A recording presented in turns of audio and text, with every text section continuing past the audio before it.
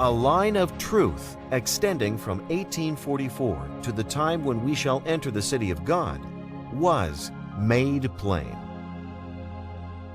Hey everybody, this is Matt Dooley, and I'm here with my wife Lori, and we wanted to take a couple of minutes to just share a little bit about our journey over the last 3 months.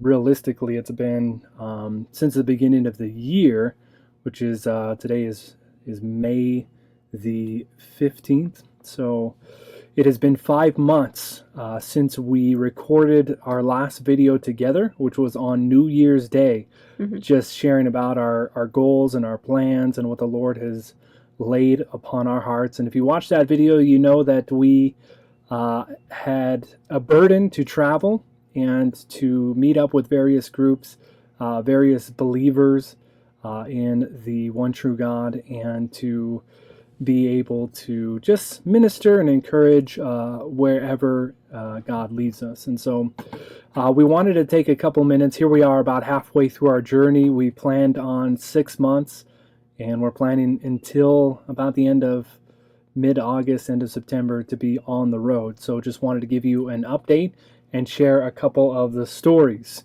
that we have been privileged to experience. And so along the way, we have met a lot of wonderful people, and we have enjoyed our time just getting to know each and every one of you. That's right. And so we want to share a little bit of the blessing of how God has worked over the last 3 months. So if you've been following along on the website, you know that we started off coming back from Australia with virtually nothing, and the Lord provided a beautiful red Toyota Sequoia and a travel trailer for us. And we wanted a red one because I felt impressed that if God was going to make this happen, then he needed to part the Red Sea for us. And so I wanted a red to remind me of the Red Sea. So here we are in the next slide here. This is in February in California, and we are leaving my parents' house. And what day was this? February? Yeah, I think it was 7 or 8. February We had 7th or 8th. just picked up the trailer the night before, and we just had enough time to put everything in there and go. So how is that as a mother, as a queen of the home, having a brand new 25-foot home and throwing everything in there and being completely disorganized? It's pretty easy to deal with, right? It was a trial, especially since the next few weeks we headed down into winter time, and so it was very cold and hard to deal with not being organized. But so everybody has this glamorous idea of being able to travel around the United States in a travel trailer, and everywhere we have gone, people have said, "Oh man, I'd love to do what you guys are doing." And it is a huge blessing. I'm It is. so thankful that we have this trailer. There are trials with it though too. So there are challenges. So here, as you see, we're here in our trailer right now, but you don't see the whole picture. I want to show you a little bit. I don't know if this is one of the first pictures that we took, but this is my wife and kids in our.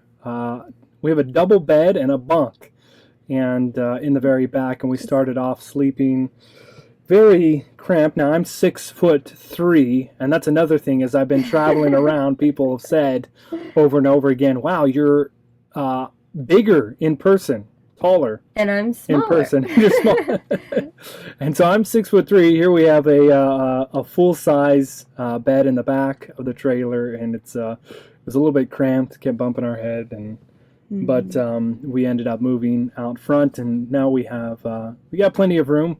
It's a challenge to make it work, but as we've gotten organized from that first day when we just threw everything in the trailer and took off, and slowly but surely we've gotten a little bit more organized. Yeah, need to find a place for everything. It's been challenging, but and figure out what you need and what you actually don't really need.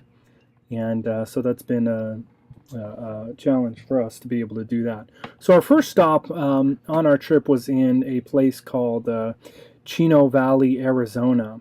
And this was our first Sabbath, and we were at the Chino Valley Bible Sabbath Church, and we met a wonderful group of people there. It was a small little independent Sabbath keeping church, and I was involved most of the time. You were not involved too much No, because unfortunately, just a few days into the trip, both of our girls started coming down with the flu, and so I was pretty much in the trailer with them that weekend while Matt took care of most of the visiting and stuff.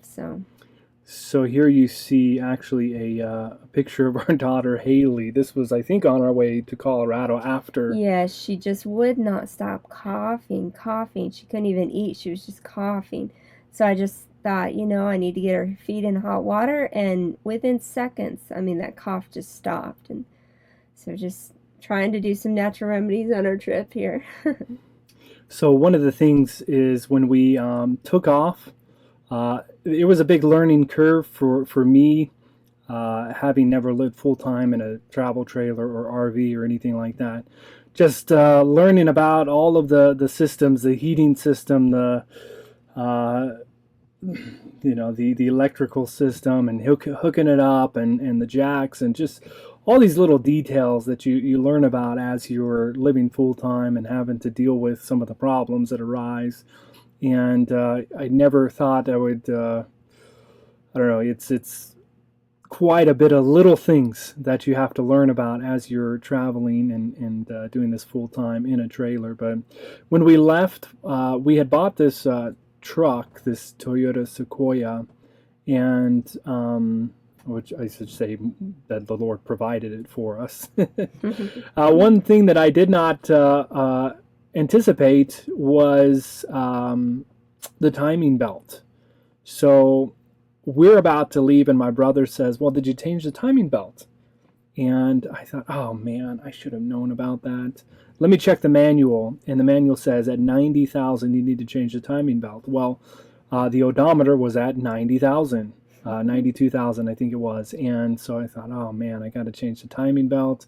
I don't want to do it myself. To make a long story short, we got to the Chino Valley Bible Sabbath church and the people there, and the people that invited us, Regan and Mary. Regan actually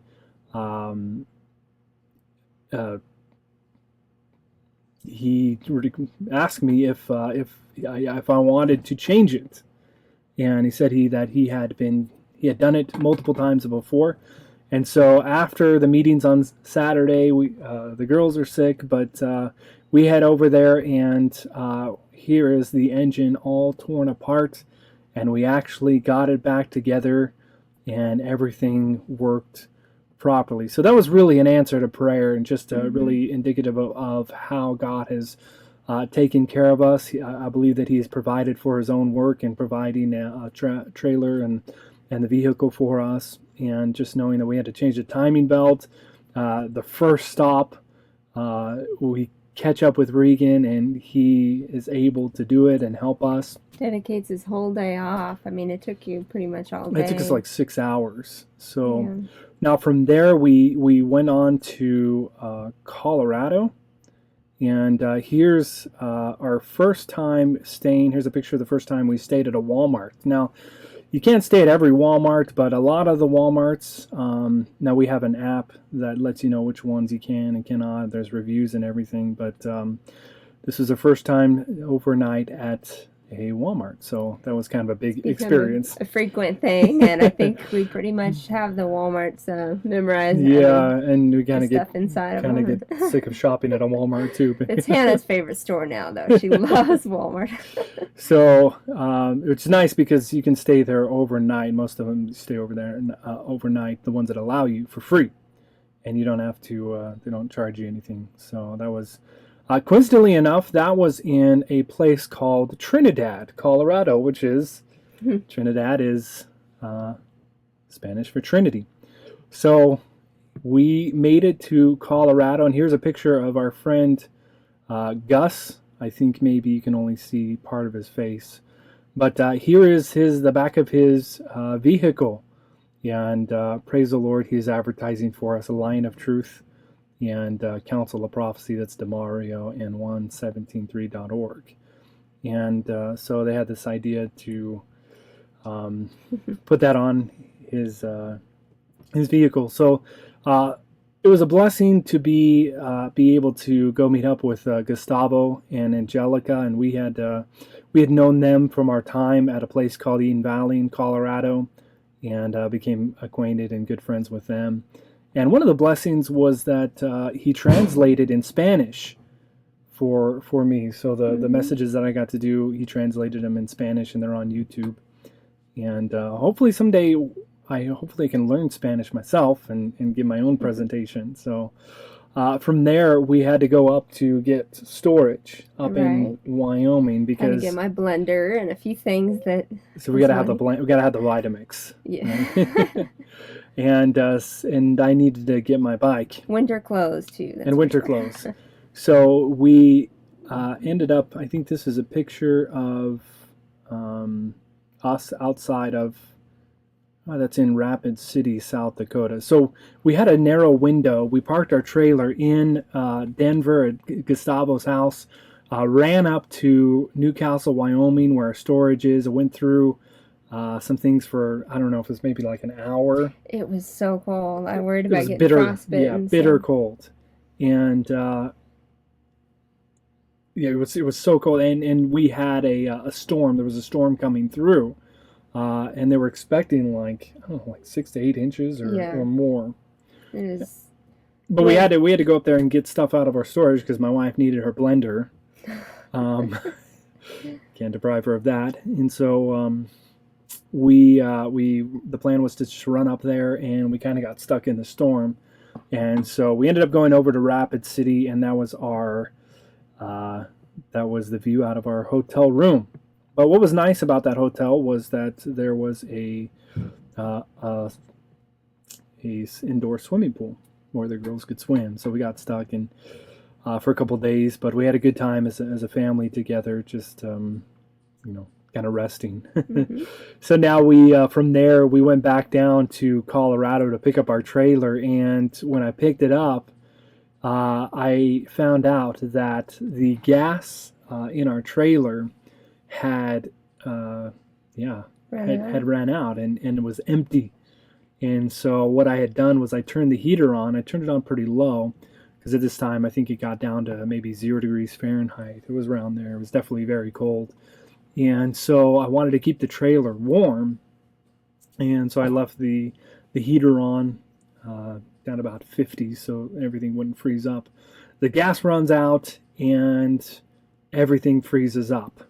And we got to head out to Kansas. So we made our way over to Kansas. I ended up filling up the gas and turning the heater on, and everything thawed out. And praise the Lord, none of the pipes were frozen. Everything was frozen up.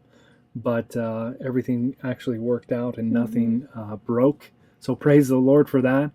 I definitely think that was God watching out for us on that one. So everything thawed out and it didn't work. So our next stop was in Oklahoma, in Kansas, Oklahoma. Wichita? Wichita. Right, that's right. I didn't have any pictures for that, unfortunately. I don't know what happened there, but we didn't take any pictures, but we went and stopped for a couple days with DeMario Carter in Wichita and gave some meetings there, and those videos are on his YouTube page, which is the Council of Prophecy.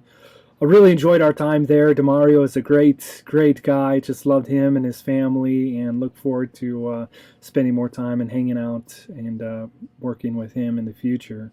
Mm-hmm. And from there, we had a couple hours to Kansas, Oklahoma, that is. Mm-hmm. Kansas, Oklahoma, and to go visit Linford Beachy. Now, I had heard of Linford before, and in fact, Linford was one of the first non-Trinitarians that I spoke to after I had studied the message out and figured and figured out the truth, and God revealed the truth. So he was one of the first ones that I spoke to. So it was really interesting to get to know him. He's been around for quite a while, and he has an interesting perspective. So we had a chance to go catch up with him, and that was nice because we were able, I think, for the first time to be able to stay in a house. Yeah, for at least more than a couple days. Right, and we had our own place. It'd been 3 months since we were actually staying somewhere on our own, just our little family. So, yeah, I was really looking forward to that, and we had our own house. Kitchen. Yep. And shower. Yes, it was wonderful. So from there, when I was in Oklahoma there at Kansas, Oklahoma, we were driving and we were about to arrive at Linford's place. And I had this impression, call my friend Leroy, who's in Texas. And Leroy is a good friend of mine who actually presided over our wedding. We worked together doing Bible work. And so I called him up, and he proceeded to tell me how he was having a lot of trials. He was working as a pastor, and unfortunately, because of a technicality, a decision that he made, he had lost his job, and that he invested his whole life. And so I had some encouraging words. I know the brother very well, and just know that God has called him to do ministry. There's no doubt in my mind, and just encouraged him with that. And I don't know, after getting off the phone, I felt impressed that we need to go visit Leroy. We need to go visit him, and even if it's just an encouragement, we need to go visit him. Yeah, and inside I'm thinking, oh no, because I knew it's way out of the way, 7 hours each way, and then I'm looking forward to going and staying at this house, so we get to be all to ourselves. And here I'm thinking we get to stay there for a couple weeks, and now he's saying, oh, we need to go visit this Leroy. And so thankfully I just kept my mouth shut though, and I just said, if God wants us to go, then that's fine, we'll go, So we were going to go a little bit earlier, but we ended up staying at Linford's house a couple extra days. Yeah. And so we got a little bit extra time, and we went to go visit Leroy during the middle of the week, which it was out of the way. We were going down into Texas. He lives in Texas, so we went to Lubbock, Texas, where he lives, and it was maybe 3, 4, 5 hours out of the way, something like that. 7, huh? I think when you total up, it was probably about 7 or so hours out of the way. But we got there. Here's a picture of Leroy with our 2 daughters and one of his granddaughters. And the situation there is he's been having a little bit of a difficult time. And I don't know. The first night that we were there, I just know that God had sent us and to encourage him.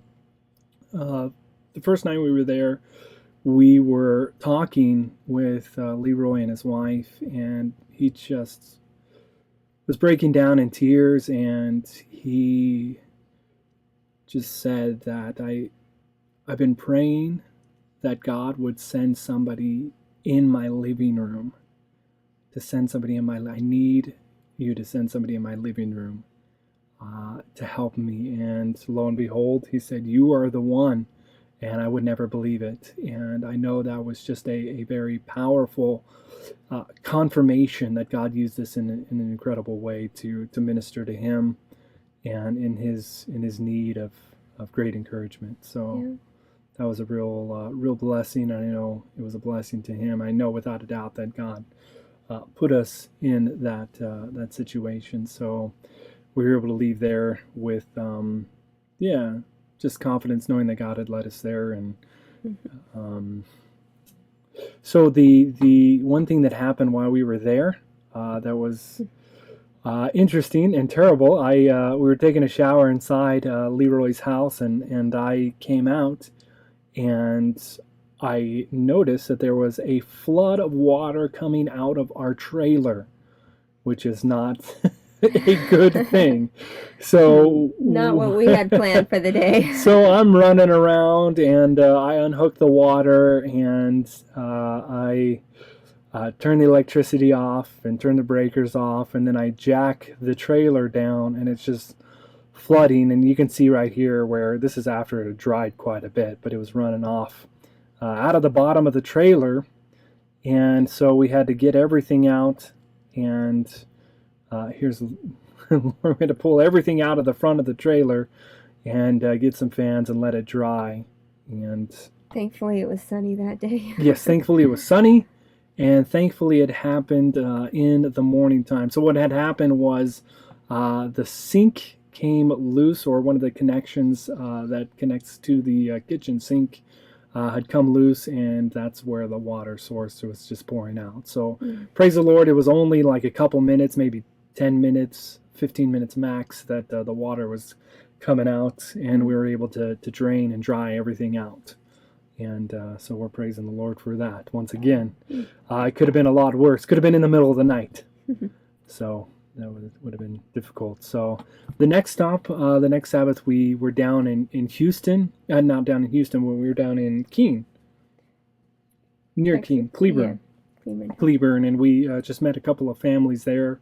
We don't have any pictures. I didn't have any pictures, but we met a couple of families there. Just had a nice little Sabbath with a small group there. The next day we headed down to Houston, and we had some meetings in a house there in Houston, and I gave the message called Who We Worship.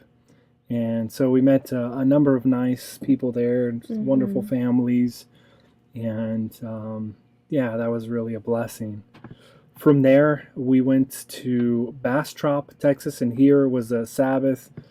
I think I gave like 3 messages that day, and then they wanted another one.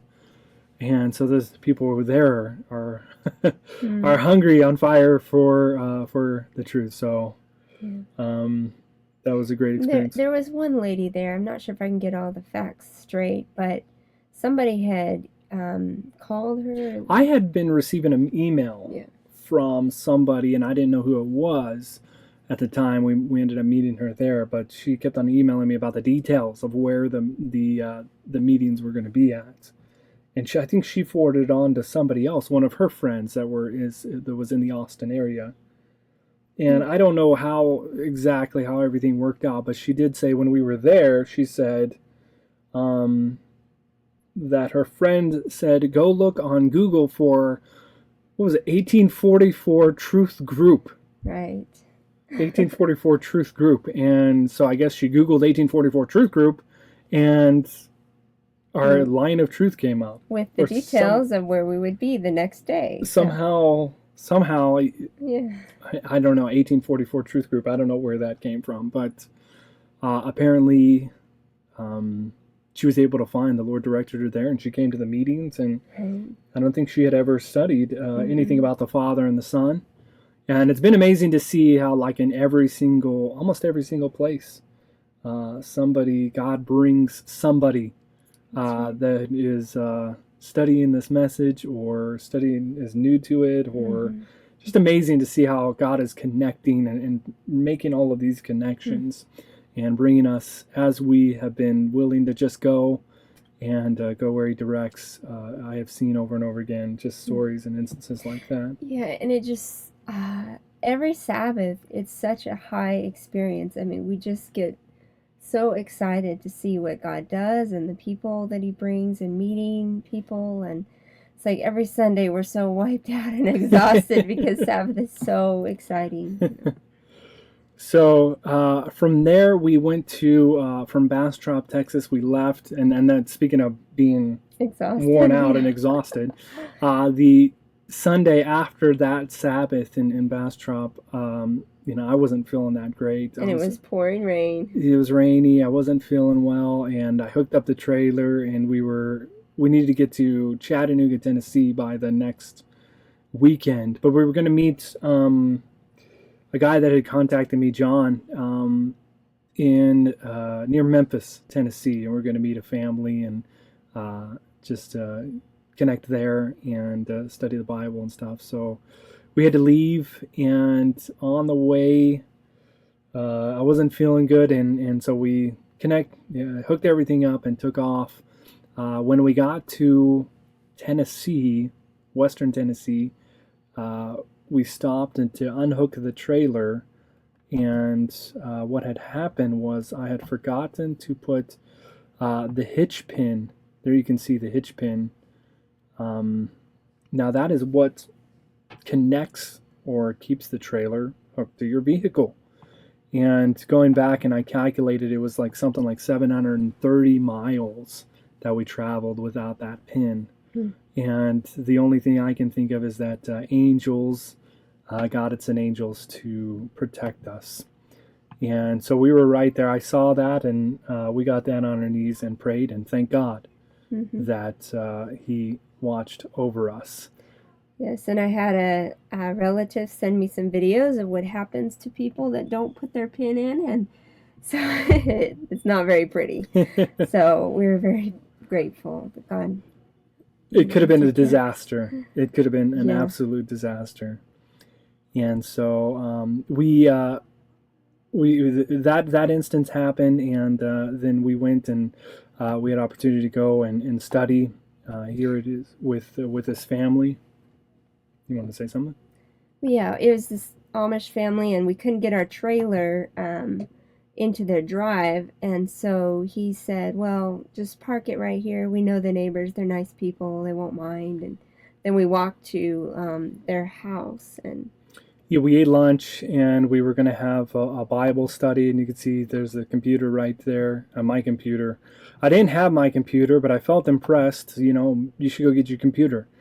And I don't know why, but my computer was almost dead, and it ended up being dead when I got there, and I don't know why I felt impressed to go get it, because we're with an Amish family. We do now.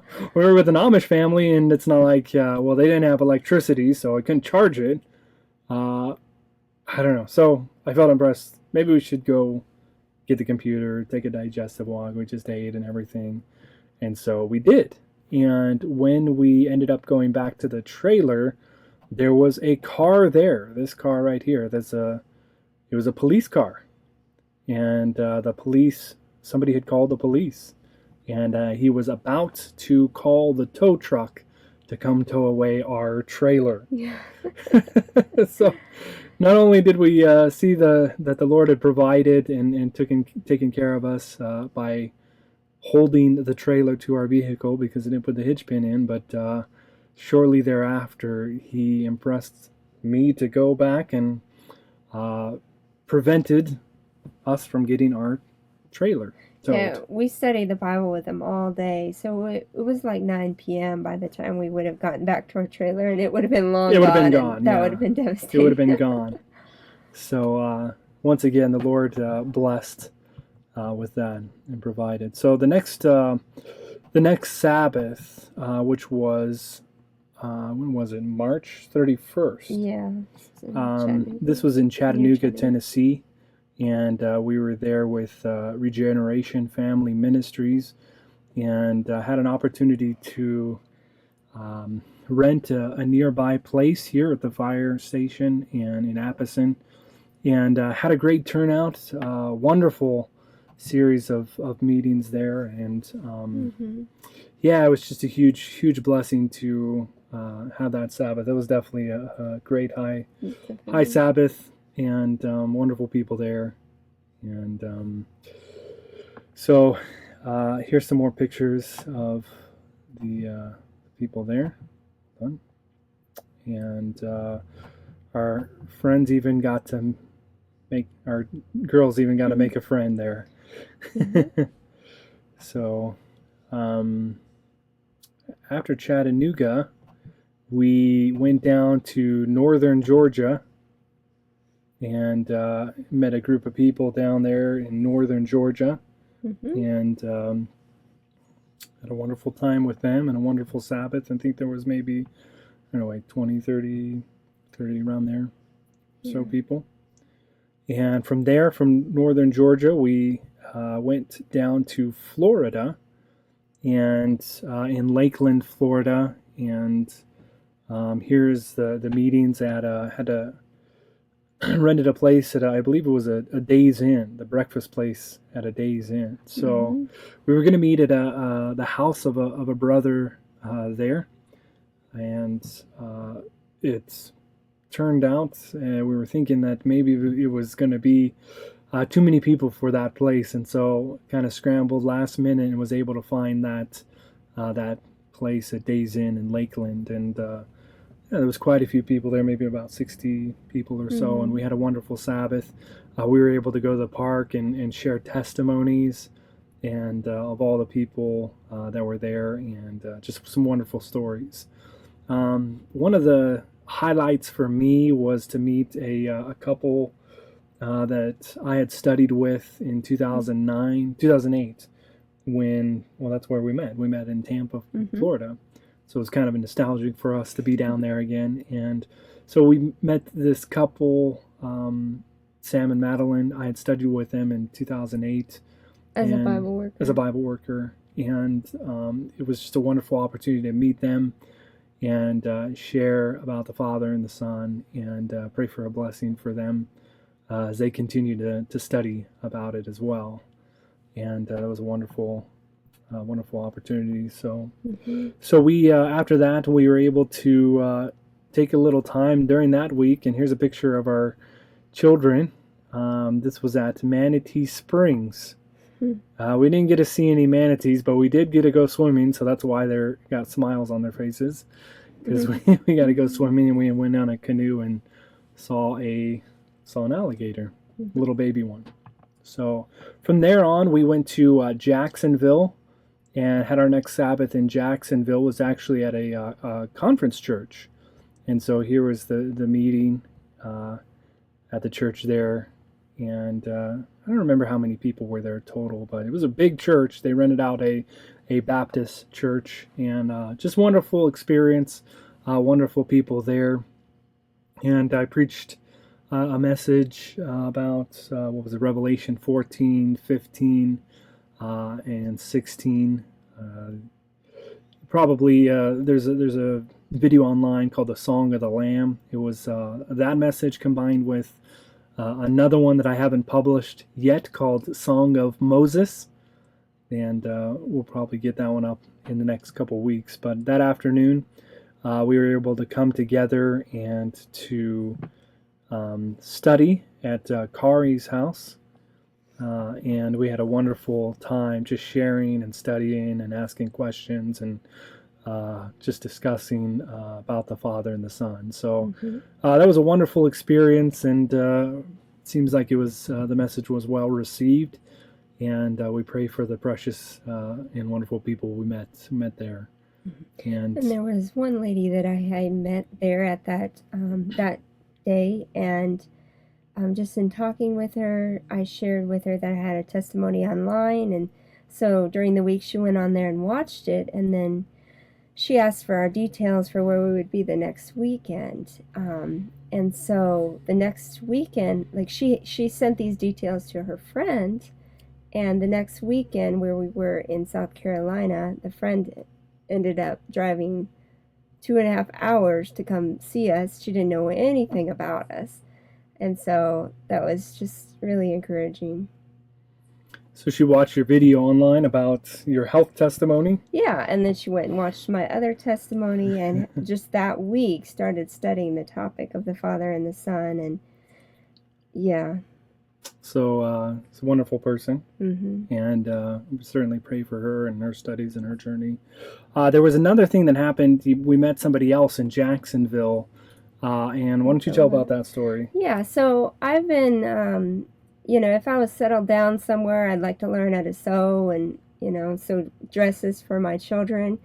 But because we're traveling and it's hard for me to find modest dresses for them, I joined a Mennonite Facebook group, and just seeing all their dresses that they're posting, that they're making, and dress ideas, I asked, is there anybody that would be willing to sew dresses for my 2 daughters? And I posted a picture of them. And I had several people respond, but one lady messaged me, and she said, just give me an address and sizes, and I'll send some dresses. And I said, well, what kind of money would you like? And she said, well, I just want to bless you. And we ended up chatting a little bit more, and I mentioned that I was in Florida. And she said, well, really, I'm headed to Florida tomorrow, because she lived in Kentucky. So it turned out that we were going to be in Jacksonville, Florida at the same time. So we both were like, let's just meet up. This must be a divine appointment. And so we ended up meeting up at a gas station, and she was able to measure my girls and get their sizes, and so that she can sew some dresses for them. And so I had a great talk with her, and while I was talking with her, Matt was... We got to meet her husband, and a friend of theirs, Hendrick, which they had picked up in Florida. He went down there to ship off a car to Haiti, and he ended up getting a ride back to Columbia, South Carolina, where he lives, with them. So he was with them. So my wife said I was preaching at them. I was just kind of sharing, from my heart. And well, yeah, I mean, he got back in the car and said, I'm never going to see him again. I might as well tell him the truth, right? Yeah, wonderful people, just really nice. Just shared with them some of the books and materials and DVDs that I had, and just, let them explore the topic and study on their own, and just leave that and see what God does with that. And Hendrick, actually, when we were in South Carolina, we were there the next weekend. Here's a picture of our next meeting in South Carolina. And while we were sitting at this meeting, I get a message from Lois, the lady who was going to sew me dresses. And she said, are you in Columbia, South Carolina? And I said, yes. She said, can you call me? And I said, well, I'm in this meeting. And she said, well, Henrik, the guy that was with us that day, he lives in Columbia, South Carolina. He wants to talk to your husband some more. He'd like to have you guys over for dinner or something.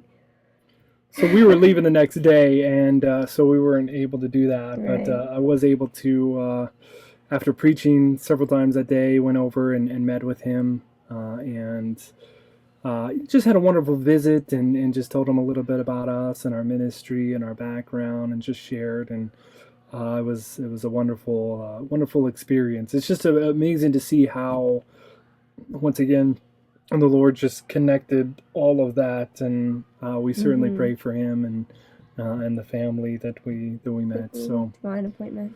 So yeah, here is our time here in Columbia. We got to stay with some wonderful people there, and just to meet. Just some really nice group that they have going on there. And you see me right there. It looks like I'm flexing. I'm actually preaching a sermon about the arm of God. And so that's why I got my arm like that. So look forward to uploading that sermon pretty soon when I record it. So that's the last picture that we got. From there, we came up over here to North Carolina, and we had a wedding to go to, and then this last weekend, last couple weekends, we're just here local with different my groups. Mom lives here in the area, so we're just taking a little time to... So we're preparing to go to the next places, so we're about halfway. We're going to be in here for this coming Sabbath, and Tennessee. Then we're going up to Philadelphia and Massachusetts. Then it looks like Indianapolis, Iowa, and then we're going to make our way out to the West Coast in the end of July and August, and we'll end up back here in the Rowan camp meeting in September. So far, the Lord is really blessed. There certainly has been some challenges. Things have broken on the trailer, and it's high maintenance sometimes, and but the Lord has sustained us. He's sustained our vehicle and the trailer and our family, and we're just very thankful, and thankful to see what the Lord has in store for the next 3 months and the rest of our trip. And then after that, we're not quite sure. We've been thinking about where and what where the Lord has us after that, but I guess we'll tackle that when He shows us. That's right. Is there any other thing you'd like to share, or anything we forgot? No, I mean, it's on my end, it's been a huge blessing to do this. And I definitely hope that we can at least do it part of each year, once we settle down a little more and have an establishment for our girls, teach them some chores and things. But there's nothing like going and meeting God's people and seeing what's happening and just fellowshipping. And I just feel very privileged that we've been able to do this. Yeah, and I just want to end by saying thank you very much for those that have supported us, whether it's been financially, by prayerfully, definitely prayers. We need your continued prayers. For those of us that have contacted and said, just send words of encouragement, thank you. That really does mean a lot. I'm not always able to connect and to talk and to message and chat with everybody that I wish I could. But just want to say thank you for all of that, and please keep us in your prayers. And if we haven't met you yet, we look forward to it, and we look forward to seeing what God does the rest of this trip and in the future. Amen. So thank you. Thank you.